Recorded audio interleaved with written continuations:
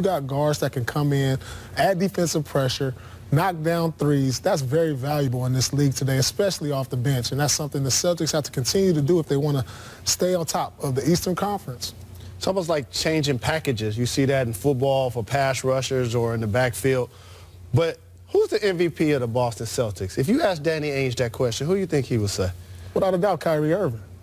I would say Brad Stevens. I'm rolling with you. The coach can't. It was a trick question. It was a trick question, Paul. I'm with you. Well, obviously, I said if you ask Danny Ainge, he wouldn't say himself, Paul Pierce. No, but as a player, you know that Kyrie, they both make each other work. And the reason why I say that is because those young players are developing consistently under him. And you didn't mention Tatum and Brown, but on the other side, Kevin Love hasn't showed up for the Cleveland Cavaliers. LeBron James has scored in double figures. But how about this? Crowder, 0 points. Jose Calderon, 0 points. And an all-star this year, Kevin Love, 0 points. 0 for 6 when he's guarded by Al Horford. So whether IT is in or out of the game, they're going to need that productivity up front from Mr. Love, and they didn't get it in the first half. I would imagine the halftime was a little awkward in that Cleveland side. Some yelling, maybe. Kyrie Irving's got 8 points in this one. Second half action coming up with Mike, Jeff, and Dora. Celtics up 8 at halftime. That's a cinnamon roll. This halftime. With Chauncey, Well, all right. Jalen, and Paul. I'm Michelle. Yeah, we got a little caught off guard. We got a little basketball. All right, look, nice win for the Celtics. I'm sure Cavs were thinking we could take those 17 points from IT last night, put them in for tonight. But what did you see that you liked and didn't like? Well, I mean, I love that. We talked a little bit at halftime. I love the bench from Boston. I mean, I love Rozier. I love Smart. Those guys come and get after it every single night. They take tough matchups. They change the pace, the speed of the game. Terry Rozier, he's a guy who I really believe could possibly be a really good starter in this league in a year or two. I mean, he's backed up some very good guys. He's backed up IT for a little bit, learned some of the tricks of his trade. Kyrie now, and very athletic. I mean, gets offensive rebounds. I think this guy has a big upside. And you're still talking to the development of young players, which is why I think Brad Stevens, other than Danny Ainge, is the most valuable person with the Celtics. You talked about those two guys. How about Tatum? How about Jalen Brown? These are two guys that went in the top 3. Normally, when you get picked that high, and you know, Mr. Big Shot, you're called to be the face of the franchise. These guys are allowed to work themselves into a rhythm, continue to improve their games. Not only from three-point range, you see the improvement from Tatum. That's how you do it, Jalen. That must feel pretty good. Yes, it did.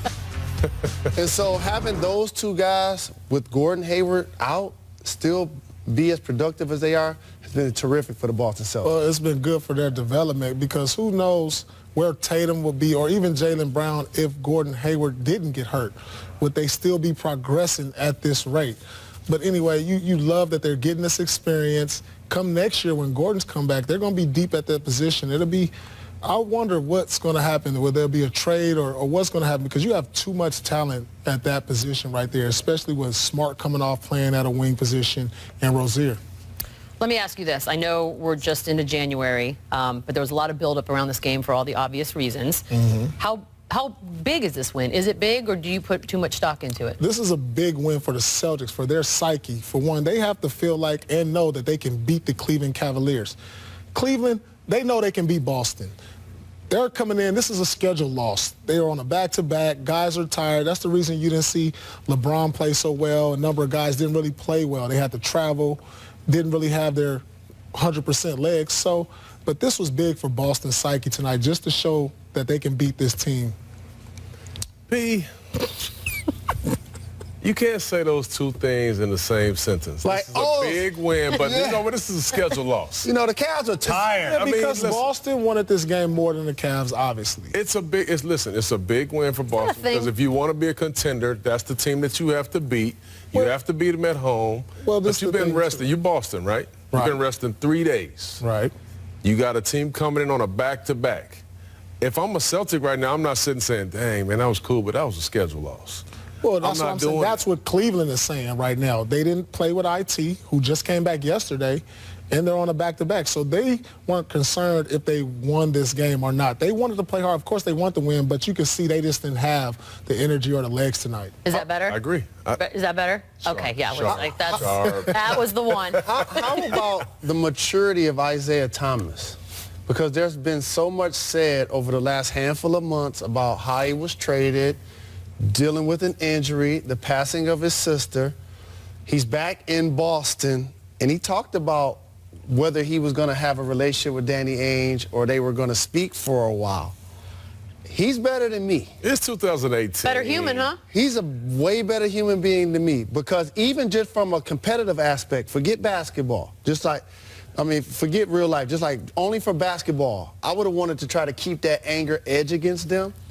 Because, well, for people who may not know, Mike Breen and those guys, they talked about it during the game, was that he and Danny Ainge did have a conversation behind closed doors. Not going to be able to do it. Cameras weren't there. And you guys all took I'm not rolling just yet. You thought it was too soon. Well, as much stuff that was talked about, the whole relationship and how the trade went down, Isaiah doesn't have anything against the Boston fans or anything.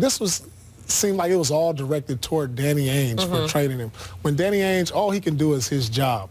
And so I can see why he can go sit on the bench, wave to a couple friends, but like you said, Jalen, I'm not sure if I would have said anything to In Danny fairness, Ainge today. we don't know what was said behind closed doors, by the way. We have no idea how that meeting or talk or that might have been intended. But we know it was a talk. Okay, so you just have a problem with it being a talk right now. Well, you need a year or so. I've been there before. I can remember, being traded by Detroit, and Joe Dumars is a guy who was one of my heroes, who I really looked up to as a player, as a guy. Really crushed me, hurt my feelings. It really did. And I didn't speak to him for a while.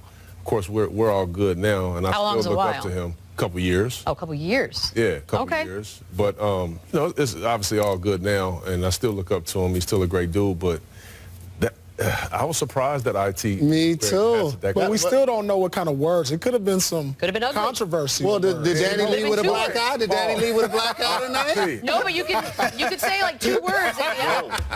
I'm not going in that room.